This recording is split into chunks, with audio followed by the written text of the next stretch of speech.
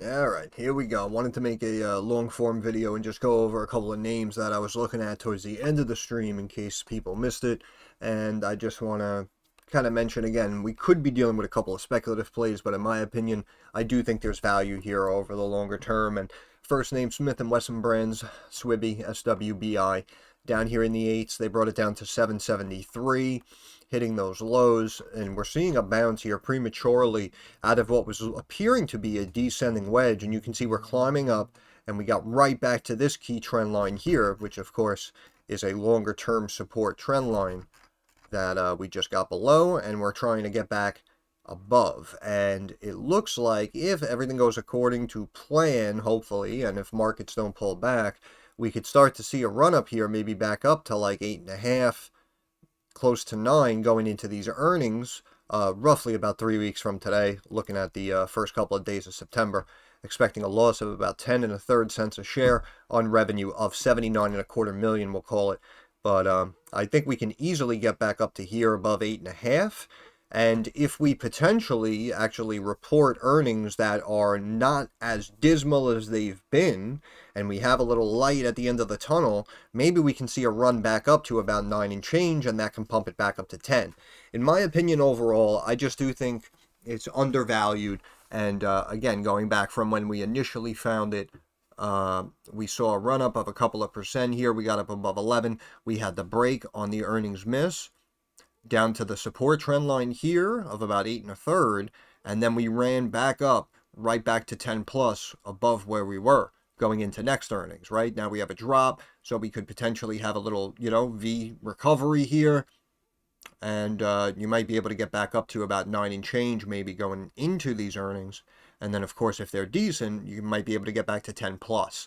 So I know this one again is heading down before going up, but we were just talking about the whole situation overall just being undervalued. Again, we have 359 million market cap. We're still getting paid out a dividend, currently yielding about 6.5%. We have a low beta. And again, I know the company is struggling, but at the same time, I just think the overall situation is undervalued. And that's why even when we had the drop, we had a bounce. And again, we have a drop. I'm expecting a bounce. And that's why I do think it's only a matter of time before we maybe run back up here and potentially up here. But again, we're going to need some good earnings. So we're going to need the company itself to turn the corner. So we'll see what they report in a few weeks. But in my opinion, overall, I do think it's undervalued. But again, if it's going to take some time, if it's more of a speculative play in your eyes, then, I understand if you don't want to jump in. But it was just an idea. GT, Goodyear Tire, again, we looked at it like back here in the 8s. We had a nice run up and breakout to about 12. We heard them again selling off, liquidating some assets, trying to restructure and make themselves a little bit more cost efficient, which really seems to be the thorn in their side. And we can see recently we got earnings come in. Very, very slight miss here on the revenue. 4.46 billion. Analysts expecting 4.47 billion. And the EPS, they actually came in with a loss. And we were expecting about 2 cents a share. So very big miss. EPS surprise for GT. They chunked it all the way back down here to the low 8s, basically even lower than where we were when we started. So in my opinion, I actually do still feel the same way. And even when, again, we first saw the situation, we made about 50%. So I kind of feel like the same thing's going to happen here. And if we're able to have a good quarter here, that might be enough of a catalyst to pop us back up and out above this resistance. And I still like it. I do still like it. And again, we could say, oh, it's just a gut feeling. Technically, we're in this like long-term downward channel, right? So of course we can continue to bleed, especially if markets chunk down. But markets have been pretty resilient, and it seems like we're just continuing on the up and up. So as long as we're in that environment, again, something like GT could be a big value play. And even from here, even if you just get back to 10, you're talking about a clean 25%. Again, we got a PE down here at 6. Pretty low beta. EPS has been swinging around, but again, for the most part, you know, we can see the potential recovery taking place, right? Margins steadily improving over the last several quarters. And that's why I think backing up, looking at the big picture, I do think we're undervalued.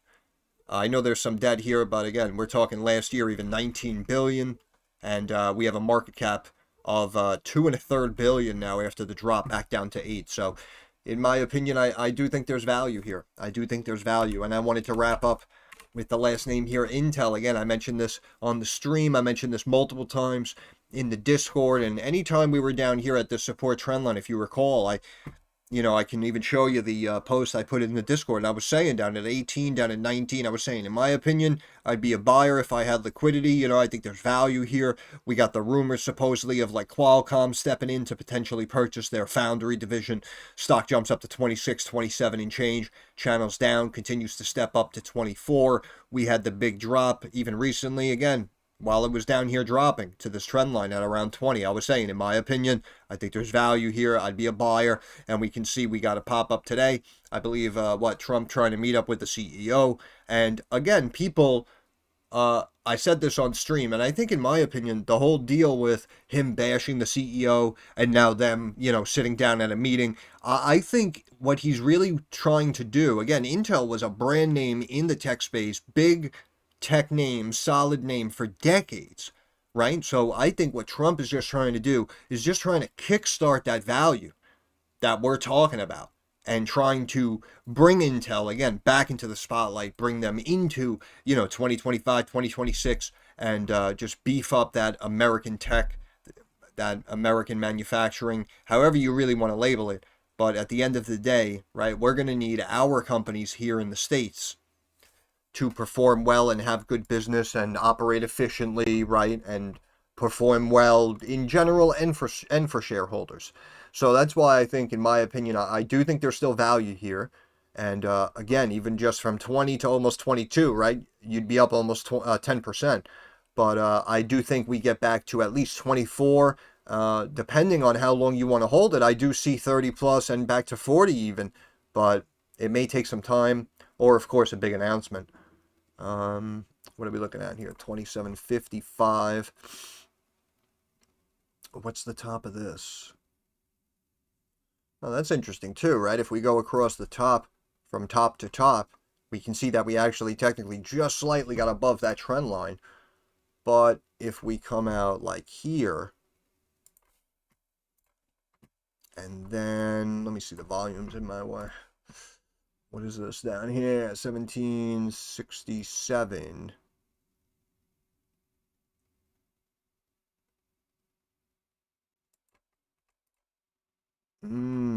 Very interesting. Okay, so I'll do the inside ones a different color. How about that before I go crazy? All right, and so you can see what I'm looking at, right? Our inside lower support trend lines, we're technically above both of them. Right? We're technically above both of them now. And if we go back, what is this again? 1767. And if we go back to here, well, actually, it's really like that. We'll make that one orange again. And you can see, right, in the tighter first level support resistance, we just got back above both of those lines. In the overall potential pattern that we're seeing setting up, again, basically since the ball dropped almost, right? We had the big high, and then we chunked it back down to these lows. And now you can see we're potentially tightening in this triangle. So we could kind of hang around here maybe, unless we get a big update, a big announcement, or potentially next earnings, roughly the third week of October, could be the big catalyst to pop this baby up and out and get us back into the mid-20s, high 20s, potentially 30 plus.